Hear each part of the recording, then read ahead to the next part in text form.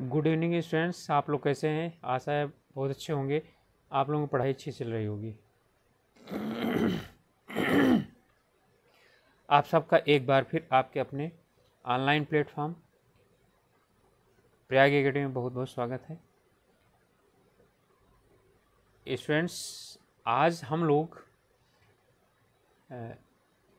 उत्तराखंड में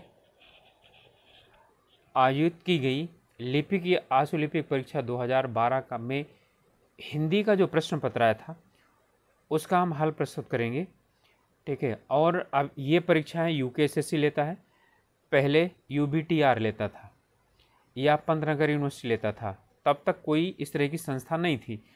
ठीक है। तो अब इसका मतलब है कि ये प्रश्न पत्र जो है ये हम मान सकते हैं कि जैसे एसएससी वगैरह है, यूकेएसएससी वगैरह, तो उससे क्या किया जाएगा, यानी कि बनाया गया। ठीक है। तो चलिए हम अब शुरुआत करते हैं। उलट पलट होना का मुहावरा का अर्थ क्या होता है? करवट लेना, हिंसा होना, अपेक्षा के विरुद्ध काम करना या परिवर्तन होना। ठीक है। तो उलट पलट होने का मतलब क्या होता है? उलट पलट का मतलब क्या होता है? रोटी उलट पलट दीजिए, किताब का पन्ना पलट दीजिए, तो क्या हो जाएगा? परिवर्तन हो जाएगा ना। तो इसका अर्थ होता है परिवर्तन होना। आप लोगों को सिर्फ 5 से 7 सेकंड दूंगा मैं हल करने का, और आप लोग देखिए आप लोगों को कितना ठीक है, कौन सा उत्तर सही है। आंखें बिछाना मुहावरे का अर्थ क्या होता है? प्रेम होना, झिड़की देना, प्रतीक्षा करना, आदर सत्कार करना। ठीक है। तो इसका उत्तर क्या होगा बताइए। जिन्होंने उत्तर दिया है प्रतीक्षा करना, इनका ही उत्तर सही है। आंखें मिलना या आंखें चार होना का होता है प्रेम होना। ठीक है। और पलक पावने बिछाने का मतलब होता है आदर सत्कार करना। जो आभूषण सिर पर धारण किया जाए उसे क्या कहा जाता है? सिरमौर कहा जाता है, शिरीष कहा जाता है, शिशिर कहा जाता है या शीर्षस्थ कहा जाता है। शीर्षस्थ का मतलब शीर्ष पर स्थित। ठीक है। तो ये शीर्ष यानी आभूषण की बात नहीं हो रही। इसका मतलब होता है सिरमौर, यानी सिर का मौर, ये आभूषण होता है। ठीक है। सिरमौर होता है। सिरमौर एक हिमाचल प्रदेश में जिला भी है। जिस तक न पहुंचा जा सके उसे क्या कहा जाता है? अगम्य, अधिगम्य, गम्य या अनुगम्य। तो जिस तक पहुंचा ना जा सके उसे क्या बोलते हैं? ठीक है, उसे बोला जाता है अगम्य। गम्य का मतलब होता है जहां जाया जा सके। ठीक है, उसे गम्य बोला जाता है। अब अनुगम्य का मतलब जिसके पीछे चला जा सके। ठीक है। अधिगम्य का मतलब जहां तक पहुंचा जा सके उससे आगे जाना। इनमें से शुद्ध वाक्य कौन सा है? मैं गाने की कसरत कर रहा हूँ। मैं गाने का अभ्यास कर रहा हूँ। मैं गाने का शौक कर रहा हूँ। या इनमें से कोई नहीं। बताइए कौन सा सही हो सकता है? ठीक है। क्या गाने की कसरत की जाती है? गलत है। अभ्यास किया जाता है या शौक कर किया जाता है? ठीक है। तो कुछ लोग बोलेंगे नहीं हम गाने का शौक करते हैं, तो गौ शौक नहीं होता। ठीक है, गाने का अभ्यास होता है। तो मैं गाने का अभ्यास कर रहा हूँ, यही क्या हो जाएगा? सही हो जाएगा। अगला प्रश्न है, शुद्ध वाक्य को चिन्हित कीजिए। यह मेरा पुस्तकें हैं, श्री कृष्ण के अनेक नाम हैं, बंदूकों एक उपयोगी शस्त्र है, और इनमें से कोई नहीं। ठीक है। देखिए यह मेरा पुस्तकें हैं, तो अब यहाँ पर मेरा है ना, यह मेरा पुस्तकें हैं यहाँ पर। ठीक है, क्या ये सही है क्या उत्तर, यानी कि आपका वाक्य? यहाँ पर मेरा नहीं, मेरी पुस्तकें होना चाहिए, क्योंकि पुस्तकें जो है वो क्या होती हैं? स्त्रीलिंग होती हैं। तो और यह नहीं ये, या यह मेरी पुस्तक है। यदि यहाँ यह है तो क्या हो जाएगा? एक वचन, क्योंकि यह के लिए, यह किसके लिए आया है? पुस्तक के लिए आया है। ठीक है। और यहाँ पर ये जो प्रयोग किया गया है, ठीक है, मेरा, ये किसके लिए प्रयोग किया गया है? ठीक है, कर्म के लिए प्रयोग किया जाता है, इसलिए। अब यहाँ पर है श्री कृष्ण के अनेक नाम हैं। अब कुछ लोग बोलेंगे कि यहाँ पर अनेक नाम नहीं, अनेकों नाम होना चाहिए। ठीक है। तो आपका वो गलत हो जाए, क्योंकि अनेक जो है अपने आप में क्या है? बहुवचन है। तो श्री कृष्ण के अनेक नाम हैं, यही सही होगा, क्योंकि बंदूकों नहीं, बंदूक एक उपयोगी शस्त्र है। इसके बाद अगला प्रश्न है, निम्नलिखित में से शुद्ध शब्द छांटिए।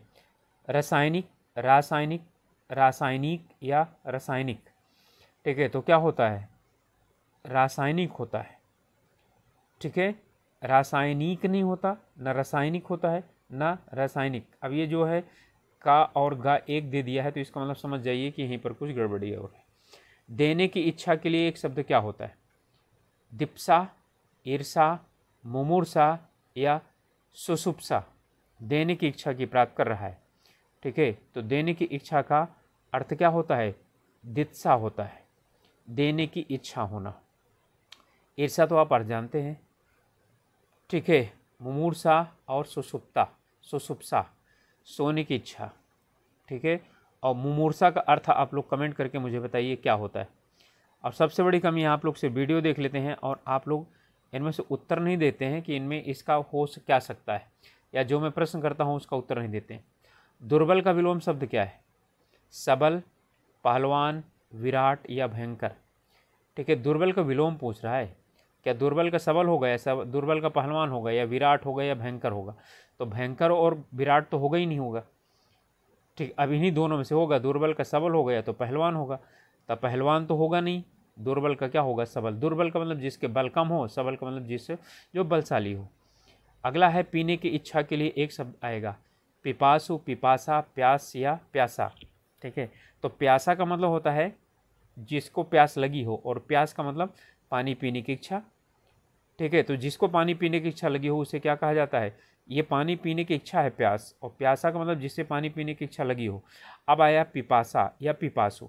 अब पिपासा का भी मतलब जो है ना, ये प्यासा और यानी प्यासा और प्यास एक ही बात है। प्यास का होता है पिपासा, ठीक है, तत्सम शब्द है, और प्यासा का होता है पिपासु, ठीक है। तो पिपासु का मतलब क्या हुआ? पीने की इच्छा के लिए एक शब्द आएगा क्या, ठीक है, सॉरी, पीने के एक शब्द के लिए आया पिपासा, ठीक है। और पीने की इच्छा रखने वाले को हो जाएगा पिपासु। बात क्लियर हुई या नहीं क्लियर हुई? ये चार शब्द जो दिए गए हैं ये एक दूसरे के क्या हैं? एक तत्सम है, एक तद्भव है। प्यास का मतलब है पानी की पीने की इच्छा, ठीक है। और यहाँ पर जो है पिपासा, इसका क्या होगा? तत्सम होगा। पिपासा का मतलब पानी पीने की इच्छा या पीने की इच्छा, ठीक है। अब प्यासा का मतलब क्या होता है कि जिसे पीने की प्यास, यानी जिसे प्यास लगी हो उसे प्यासा कहा जाता है। और इसी का ही जो तद्भव तत्सम है वो है पिपासु, यानी कि पीने की इच्छा रखने वाला, उसे बोला जाता है पिपासु, ठीक है। आ गया होगा आप क्लियर समझ में। अगला प्रश्न है, उत्कर्ष का विलोम शब्द क्या है? अपकर्ष, उन्नति, प्रगति या उत्कर्ण। उत्कर्ण होगा नहीं, प्रगति भी नहीं होगा। अब उत्कर्ष का अपकर्ष हो गया तो उन्नति होगी, तो उन्नति का क्या होता है? अवनति होता है। यदि आपको पता है तो सिर्फ उत्कर्ष का सिर्फ विलोम शब्द होता है अपकर्ष। आवाहन का विलोम शब्द क्या होता है? आवाहन का मतलब होता है बुलाना। तो आवर्तन, विसर्जन, निमंत्रण या निवेदन, ठीक है। निमंत्रण का मतलब क्या होता है? ठीक है, निमंत्रित करना। निवेदन का मतलब क्या होता है? आवेदन करना, ठीक है, यानी कि विनती करना। विसर्जन का मतलब होता है भेजना, और आवर्तन का मतलब होता है बार बार वही चीज़ करना। तो आवाहन का मतलब होता है बुलाना, तो विसर्जन का मतलब क्या होता है? वापस करना। तो आवाहन का विलोम शब्द हो जाएगा क्या? विसर्जन। ऐसा का पर्यायवाची शब्द क्या है?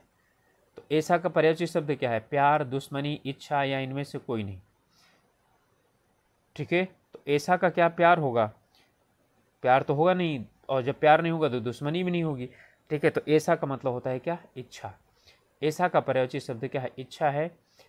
इसके बाद है अग्नि का पर्यायवाची है सोम, अक्षी, आलय या हुतासन। तो अग्नि का पर्यायवाची शब्द कौन सा है? सोम है या अक्षी है, आलय है या हुतासन है, ठीक है। तो कौन सा होगा?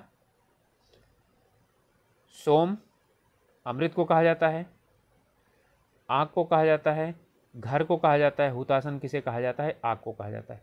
तो आग का पर्यायवाची शब्द कौन सा हो गया? हुतासन हो गया। अगला प्रश्न है, अक्ष का पर्यायवाची शब्द कौन सा है? ठीक है, तो अक्ष का पर्यायवाची शब्द कौन सा है? कोशिश करिए बताने की। नाक, कान, आँख या गला। तो इसका कौन होगा? अभी ऊपर बताया था मैंने। नाक का तो होगा नहीं, नासिका होता है, घ्राण होता है, घ्राणेंद्रिय होता है, कान का श्रवणेंद्रिय होता है, श्रवण होता है, ठीक है। और गला का भी नहीं होगा, तो अक्ष का क्या होता है? आँख होता है। तरणी का पर्यायवाची शब्द नहीं है, तरणी की बात कर रहा है। सूर्य, नाव, युवती या नदी, ठीक है। तो तरणी का क्या मतलब होता है? तो जो तरणी का पर्यायवाची शब्द है वो कौन सा नहीं है ये पूछ रहा है। ठीक है, तो ठीक है, सूर्य भी होता है, नाव भी होता है, युवती भी होता है, नदी नहीं होता है। ठीक है, भूखे के को भोजन दो में कौन सा कारक है? को आया है ना, तो कर्ता ने कर्म को, तो कर्म है या करण है, संप्रदान है या अपादान है? ठीक है, तो कौन सा हो गया? करण से संप्रदान के लिए, और अपादान का मतलब क्या हुआ? ठीक है, से अलग होने के लिए। तो अब इसमें कौन सा होगा बताइए? भूखे को भोजन दो, अब को दो जगह आता है। ठीक है, एक कर्म को और एक संप्रदान के लिए, उसके लिए भी क्या आता है? को आता है। तो जहाँ पर के लिए बोध होता है वहाँ पर क्या होता है? संप्रदान होता है। और जहाँ को होता है, सिर्फ को का बोध होता है, ठीक है, वहाँ कर्म होता है। तो यहाँ भोजन यानी भूखे के लिए भोजन की बात हो रही है ना, तो यहाँ पर क्या हो जाएगा? संप्रदान हो जाएगा। अर्थ ऐसे लगाना है, ठीक है, ना कि यहाँ पर कर्म होगा। अगला है कौन सा शब्द जातिवाचक संज्ञा नहीं है? तो जातिवाचक संज्ञा कौन सा नहीं है? जवान, बालक, सुंदर या मनुष्य। ठीक है, तो जातिवाचक संज्ञा की बात कर रहा है।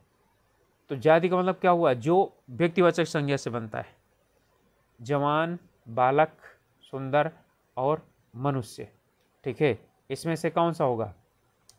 जवान जातिवाचक है, बालक भी क्या है? जातिवाचक है, लेकिन सुंदर जातिवाचक नहीं है, तो भाववाचक संज्ञा है ना।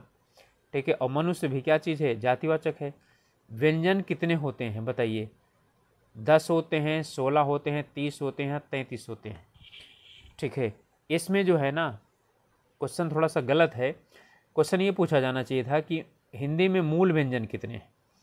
ठीक है, तो मूल व्यंजन कितने हैं? 33 हैं, 33। ठीक है, कौन कौन से? 25 तो क्या हो गए? आपके स्पर्श व्यंजन। ठीक है, और 4 हो गए कौन से? अंतस्थ व्यंजन, यार अलावा। और 4 हो गए आपके कौन से? ठीक है, उस व्यंजन, तीनों सा और एक हा। तो 25 और 8 कितना हो गया? 33। तो मूल व्यंजनों की संख्या 33 है। उपनिषदों की संख्या कितनी है? 106, 108, 110 और 112। यहाँ पर मेरे अनुसार इनको एक उत्तर 18 भी देना चाहिए था। ठीक है, वैसे उपनिषदों की संख्या 108 है, क्योंकि पुराणों की संख्या 18 है, तो क्वेश्चन ऐसे बनाया जाना चाहिए, ठीक है, जिससे कि थोड़ा सा लगे। 18 भी दे देते तो कन्फ्यूजन पैदा करता, और इसमें कन्फ्यूजन पैदा ही नहीं कर रहा है। आमदनी शब्द है क्या? संस्कृत का, हिंदी का, फारसी का, अरबी का। अब आप जानते हैं कि हिंदी और संस्कृत का तो दोनों का है नहीं ये। अब आमदनी आपको यानी जैसे ये क्वेश्चन इसने फंसाया है कि फारसी का है या अरबी का है। ठीक है, तो आमदनी जो प्रश्न यानी आमदनी जो शब्द है वो किस चीज़ का है? ज़्यादातर लोग फारसी जाएंगे, लेकिन फारसी से ज़्यादा जो शब्द हैं अरबी वाले हिंदी में प्रयोग किए जाते हैं, तो अरबी का शब्द है। ओके, आमदनी का शब्द है, अरबी भाषा का। चलिए अगला प्रश्न है, भारतवर्ष में हिंदी को आप किस वर्ग में रखेंगे? राजभाषा, राष्ट्रभाषा, विभाषा या तकनीकी भाषा? ठीक है, तो बताएं किस में रखेंगे? संविधान को उल्लंघन थोड़े करेंगे आप लोग। ठीक है, इसे किस में रखेंगे? राजभाषा में रखेंगे।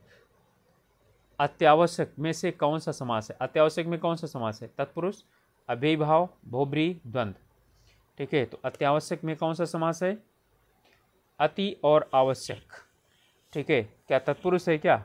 यानी कि बहुत आवश्यक, तो तत्पुरुष तो इसमें हो नहीं सकता, बहुब्रीहि हो नहीं सकता, द्वंद्व हो नहीं सकता, क्योंकि और नहीं छिपा हुआ है, तीसरे की तरफ क्या नहीं करता है? इशारा नहीं कर रहा है। तो तत्पुरुष जो है ना किसी यानी कि विभक्ति का लोप नहीं है, इसलिए क्या बचा? अव्ययी भाव। तो आपका जो उत्तर होगा वो क्या हो जाएगा? अव्ययी भाव हो जाएगा इसका। आदि का विलोम क्या होता है? अंत, शुरू, अंतकाल या इनमें से कोई नहीं। तो आप लोग जानते ही हैं कि आदि का विलोम क्या होता है? अंत होता है। और अथ का क्या होता है? इति होता है। आदि का मतलब शुरुआत का, प्रारंभ का, और अंत का मतलब होता है अंत का। इसी तरह से अथ का मतलब शुरुआत करना, इति का मतलब समाप्त करना। ठीक है, हनुमान का पर्यायवाची शब्द कौन सा है? महावीर, पवन कुमार, का और खा दोनों, और शंकर। शंकर तो अलग है ना, इनका पर्यायवाची शब्द नहीं है। भले वो शंकर के 10वें रुद्र माने जाते हैं, अवतार माने जाते हैं, लेकिन शंकर का पर्यायवाची नहीं है। जब शंकर का पर्यायवाची नहीं है तो इसका मतलब क्या चीज़ हो गया कि आपके पास दो ही ऑप्शन रह गए। ठीक है, का और खा। तो यानी कि महावीर और पवन कुमार ये हनुमान के दोनों क्या हैं, पर्यायवाची शब्द है। ठीक है, और हनुमान का अर्थ क्या होता है, हनु का मतलब टूटी हुई, मान का मतलब, हनु का मतलब ठोडी और मान का मतलब टूटी हुई। तो जिसकी हड्डी टूटी हुई है यानी ठोडी की हड्डी टूटी हुई है उसी को बोलते हैं हनुमान। और आप लोग जानते हैं कि बजरंगबली सबसे ज़्यादा बलवान माने जाते हैं, और इंसानों में यानी जो हैं इंसान उनमें सबसे ज़्यादा कठोर जो अस्थि मानी जाती है वो क्या मानी जाती है, कौन सी मानी जाती है, ठीक है, वो इसी यानी कि ठोडी की हड्डी मानी जाती है, उनके वही वाली हड्डी टूटी हुई है। तो आप समझ जाइए, ठीक है, कि वो यानी कि स्पेशलाइज्ड है, अलग विशेष हैं। अगला है प्रश्न, आकाश का पर्यायवाची शब्द क्या होता है, व्योम, अंबर या गगन, ये सभी। तो जिनको आता है वो क्या करेंगे, इसे अच्छी तरीके से कर लेंगे। तो व्योम भी होता है, अंबर भी होता है, गगन भी होता है, ठीक है, नीलांबर भी होता है, तो इसके क्या हो जाएंगे, सभी हो जाएंगे। ठीक है, आकाश। नभ भी होता है, खेचर भी होते हैं, यानी कि वो क्या बोलते हैं, खा भी होता है, खेच। ठीक है, खेच भी क्या होता है, आकाश का ही होता है पर्यायवाची शब्द। अगला है अमृत के पर्यायवाची शब्द कौन है। तो अमृत का जो पर्यायवाची शब्द है, सुधा है, पीयूष है, सोम है, उपरोक्त सभी हैं। ठीक है, तो अमृत का जो पर्यायवाची शब्द है वो कौन सा है, सुधा भी है, पीयूष भी है, सोम भी है, अमी भी है, ठीक है, जीवनदायक भी है, प्राण रक्षक भी है। तो ये सब क्या हैं, इसके ही पर्यायवाची शब्द हैं। ठीक है, तो उपरोक्त सभी इसके क्या हो जाएंगे, अमृत के पर्यायवाची शब्द हो जाएंगे। अगला है लड़का शब्द से भाववाचक संज्ञा कौन सी बनेगी। अब इसमें कह रहा है लड़का से भाववाचक संज्ञा कौन सी बनेगी, लड़की बनेगी, लड़के बनेंगे, लड़कपन बनेगा, उपरोक्त सभी बनेंगे। ठीक है, अब लड़का का भाववाचक संज्ञा की बात कर रहा है, जो लड़का है ना ये जातिवाचक संज्ञा है। ठीक है, तो इसका जब स्त्रीलिंग बदलेंगे तो लड़की बनेगा, तो लड़की जो है ये इसका भाववाचक संज्ञा नहीं है, ये इसका स्त्रीलिंग है। और जब इसका वचन बदलेंगे तो लड़के बनेंगे। ठीक है, तो लड़का का बहुवचन क्या होता है, लड़के होता है। ठीक है, तो ये तो स्त्रीलिंग हो गया, ये वचन बहुवचन हो गया, यानी वचन परिवर्तित हुआ। अब लड़का का क्या होगा, लड़कपन होगा। ठीक है, इनमें से उपरोक्त सभी नहीं होगा, बल्कि क्या होगा, लड़कपन, क्योंकि लड़कपन जो है वो देखा नहीं जा सकता है। ठीक है, भाववाचक संज्ञा क्या होती है, जिसका हम एहसास कर सकते हैं, देख नहीं सकते हैं, छू नहीं सकते हैं, समझ नहीं सकते हैं उसको, तो क्या हो गया ये, ठीक है, लड़कपन। तो लड़का का क्या बनेगा, लड़कपन बनेगा। और ये स्टूडेंट्स 2012 में आया हुआ प्रश्न पत्र था, ठीक है, जो आशुलिपि और लिपिक के लिए लिया गया था, जो अब कैटेगरी किसके अंतर्गत आता है, यूके एसएससी के अंतर्गत। तो आशा है आप लोगों को अच्छा लगा होगा ये पेपर। ठीक है, और आप लोग, रिक्वेस्ट है आप लोगों से कि आप लोग अभी तक यदि सब्सक्राइब नहीं किए हैं चैनल तो ज़रूर सब्सक्राइब करिए, साथ ही साथ अपने ग्रुप में भी शेयर करिए। जिन लोगों को आप लोग जानते हैं और वो तैयारी करना चाहते हैं या तैयारी कर रहे हैं उन्हें भी शेयर कीजिए, सजेस्ट कीजिए, और हम लोगों के साथ मिलकर के तैयारी कर सकें।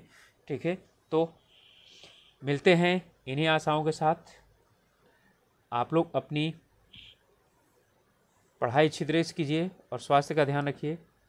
मिलेंगे अगले वीडियो में, तब तक के लिए ऑल द बेस्ट।